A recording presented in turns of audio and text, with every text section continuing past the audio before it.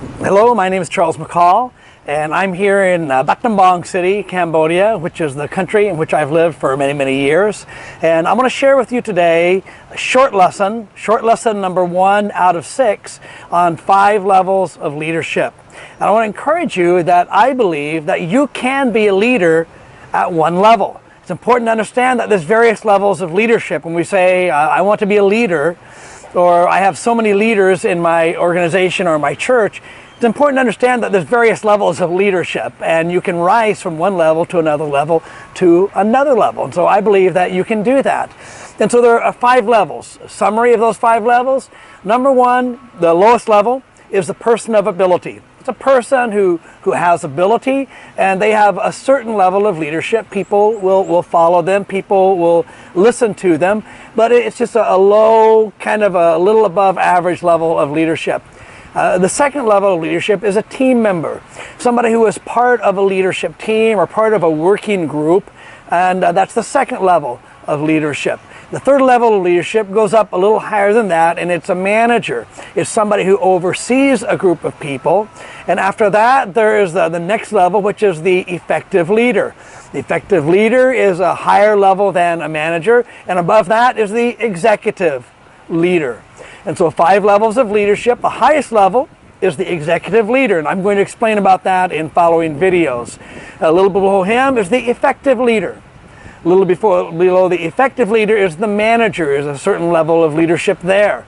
And below that level of leadership is a team member who might be the head, the lead person of a team. And then below that is a team member or a person with abilities, a person with ability that is part of a team, or he's an individual, and he's able to have a certain level of leadership, but it's the lowest level of leadership. In order to rise to the next level of leadership, there's 3 things that you need to do. 1, you need to overcome your doubt regarding your value. You have value. You're an individual that is created by God, and you have the potential to become a leader. God created Adam, the first man and woman. God created Adam and Eve, the first man and woman, with the potential, with the goal of being a leader. And so there's something within all of us that we can develop and become a leader, become a person of influence. And so you do have value, you do have potential, and so you have to overcome that doubt that you don't. The second thing that you have to overcome is the fear of failure.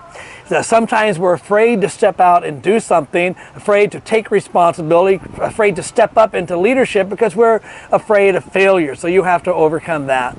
And the third thing that you have to overcome is laziness. And that is, I want to do it and I'll get around to it someday. But sometimes, often, we never actually get around to it. And so 5 levels of leadership. You can rise to a new level of leadership wherever you're at, and that would be the question: where are you now? What level of leadership are you? And why not rise to a new level?